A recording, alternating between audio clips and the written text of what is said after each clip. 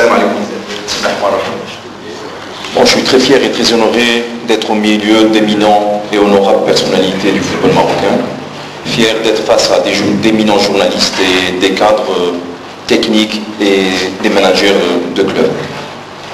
Quand mon frère et mon ami Rachid Mrabet m'a demandé si j'acceptais de participer et d'intervenir, j'étais très honoré parce que depuis 3 ans, je suis souvent au Maroc. J'ai participé à Khadem Dahabi où ça m'a permis d'aller faire de la détection avec Asmoud El-Bella et d'observer les jeunes partout. d'Agadir, Marrakech, Fès, que ce soit Khmisset, Mohammedia. Donc je suis passé partout et j'ai vu des jeunes. J'ai vu des jeunes venir de rue où ils ne savaient pas ce que c'est qu'un terrain, ils ne savaient pas ce que c'est qu'un poste. Alors notre but était simplement de les observer, d'observer les critères. Certains les critères qui sont les qualités de base du football, c'est-à-dire le mental du joueur, regarder le joueur, comment il s'exprime avec sa technique, son registre technique qui vient de rue, et puis son physique. Et puis regarder s'il y avait des différences entre le sud et le nord, est-ce que l'environnement influe sur ces joueurs, sur ces critères. J'ai appris beaucoup. Ça a été une aventure humaine, et puis j'ai appris énormément au milieu de ces jeunes, en les observant, en voyant ce mental des gosses qui venaient de très loin, de Blimellel jusqu'à Marrakech, qui venaient parfois peut-être sans avoir rien ingurgité, mais que le matin il était là, il se battait, il voulait, et ça c'est très important, il faudrait mobiliser toutes les forces pour canaliser et s'occuper de ces jeunes, puisqu'ils ont envie déjà, c'est pas mal. La deuxième chose, je voudrais intervenir après le ministre de la Jeunesse et des Sports, et je suis au courant aujourd'hui qu'il y a une ambition royale par la lettre de Sa Majesté qu'il a envoyée. J'étais présent, j'ai entendu. Il y a une volonté politique aujourd'hui, un ministre qui travaille main dans la main en cohésion avec une fédération. C'est déjà un plus. Beaucoup de médias, des clubs qui existent. Les infrastructures n'existent pas, mais ils peuvent se construire sur le temps. Le football, ça se construit sur de la durée. Et puis une passion d'un peuple qu'on rencontre partout. Cette passion, cette flamme qui existe chez chacun des Marocains et des Maghrébins.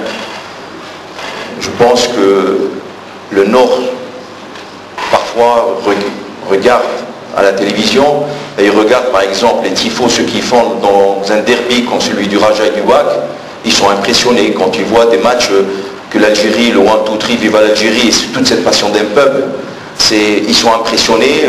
En Tunisie, idem. Donc ce Maghreb aujourd'hui, qui peut encore, par une volonté commune de créer un championnat de très haut niveau d'excellence, comme a fait l'Europe, et c'est la Ligue des Champions qui a poussé aujourd'hui à l'émergence de stars et à la génération générer aussi des richesses. Donc je voudrais intervenir modestement, non pas comme consultant de Canal+, je suis ou que je travaille aussi pour RTL Belgique, radio où je suis consultant chroniqueur chaque semaine. Je voudrais intervenir en tant que technicien, puisque j'étais pendant 15 ans à la Fédération belge de football, responsable du centre de formation. J'ai été le professeur responsable en méthodologie, en analyse.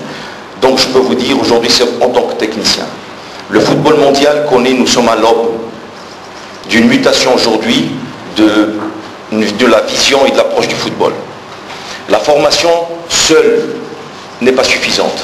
Les fédérations, pour entrer dans la compétition mondiale, elles ont une vision du futur. Et je pense que le Maroc aujourd'hui a possédé d'éminents auteurs, et grâce à eux, je me suis inspiré par leur lecture sur la prospective. Donc la prospective est très intéressante aujourd'hui. Pour rentrer en compétition aujourd'hui, il faut se projeter dans l'avenir. Alors dans le futur, toutes les fédérations qui veulent rentrer en compétition avec les autres nations sont en train de se projeter, de créer des centres de recherche afin de développer le football. Pour bien canaliser mon timing, c'est-à-dire pour ne pas être trop long et être assez explicite, j'ai fait juste donc sur PowerPoint des slides et sur lesquels je vais avancer. Donc la recherche est une nécessité aujourd'hui. Comme le football comme activité, il a des exigences et des nécessités mais qu'on n'a pas abordées. Je ne voudrais pas porter un jugement sur ce qui se fait au Maroc, en Algérie, au Maghreb. Je ne suis pas donneur de leçons. On va aborder aujourd'hui le football de haut niveau simplement et vous dire comment il observe aujourd'hui et quelles sont les nécessités, les exigences du haut niveau. Donc nous allons aborder un peu l'aspect technique.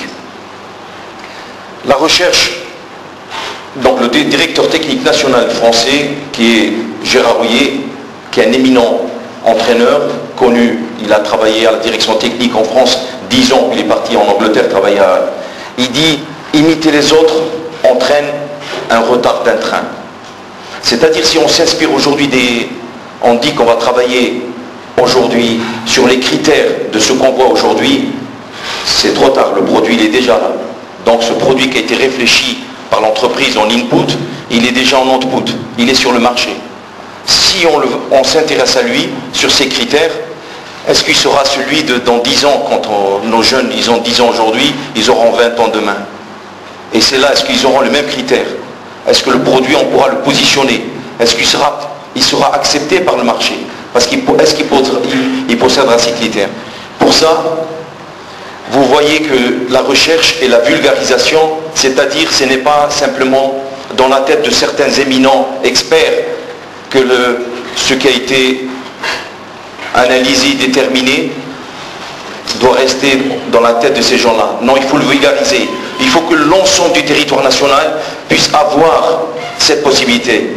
Donc, le centre de recherche doit faire de la vulgarisation. Quels sont les objectifs? Les objectifs, c'est analyser et déterminer les critères. Lesquels?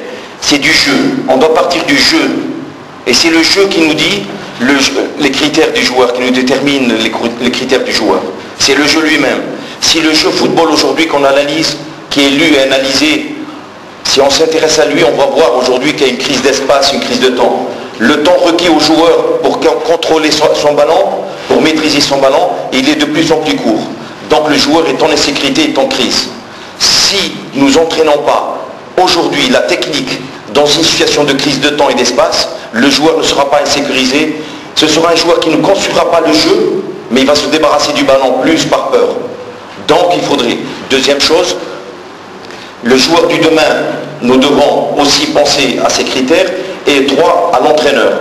Et c'est un entraîneur aujourd'hui qui va développer le joueur, qui devra avoir ces critères, mais aussi, il pensera aussi à développer le jeu. Développer le jeu aussi, c'est pour mettre en place une didactique, c'est-à-dire la manière d'enseigner. L'entraîneur aujourd'hui, comme il y a une évolution aujourd'hui du football, il faudrait penser aujourd'hui aussi à la didactique, à enseigner la didactique. La méthodologie, c'est-à-dire la manière de découper les problèmes de jeu, de l'entraînement, d'écrire les entraînements et de les proposer pour le développement. Le troisième point, c'est le coaching. Et ça, c'est le coaching aujourd'hui, c'est pour coacher les entraînements et coacher les matchs. Donc une fédération comme la Fédération française aujourd'hui, elle a mis en place un centre de recherche avec des gens qui sont en train d'observer. 20 techniciens de très haut niveau sont partis voir en Espagne aujourd'hui comment le Barça, comment Villarreal, comment Séville est en train de développer. Ils s'inspirent des autres, comme disait M. Moulin. Il n'y a pas d'honte. La France, championne d'Europe, la France, championne du monde, la France, qui possède l'un des meilleurs réseaux de formation, a été avec 20 techniciens de très haut niveau observer les Espagnols et s'inspirer. Pourquoi? Parce qu'ils sont rentrés dans une dynamique de recherche aujourd'hui, d'observation. Savoir ce que les enfants, Alors quand vous me dites, vous allez vous projeter, M. Hadouche, comment c'est? C'est très simple. Sur un axe chronologique, on regarde le football hier, le jeu hier, le jeu d'aujourd'hui, tous les critères aujourd'hui d'hier, que ce soit physique, technique, tactique et psychologique, aujourd'hui, les critères, voir les paramètres et les critères qui ont évolué et se projeter dans l'avenir. Les techniciens ont des possibilités. La technologie nous aide. La technologie nous permet aujourd'hui d'observer. On peut déterminer aujourd'hui les courses des joueurs, même l'énergie. Même nous pouvons quantifier l'énergie d'un joueur. Quand il termine son match, on peut savoir par poste la quantité d'énergie, la quantité d'effort, le type d'effort, son volume de jeu. Nous pouvons connaître tout du joueur aujourd'hui grâce à cette technologie qui nous aide.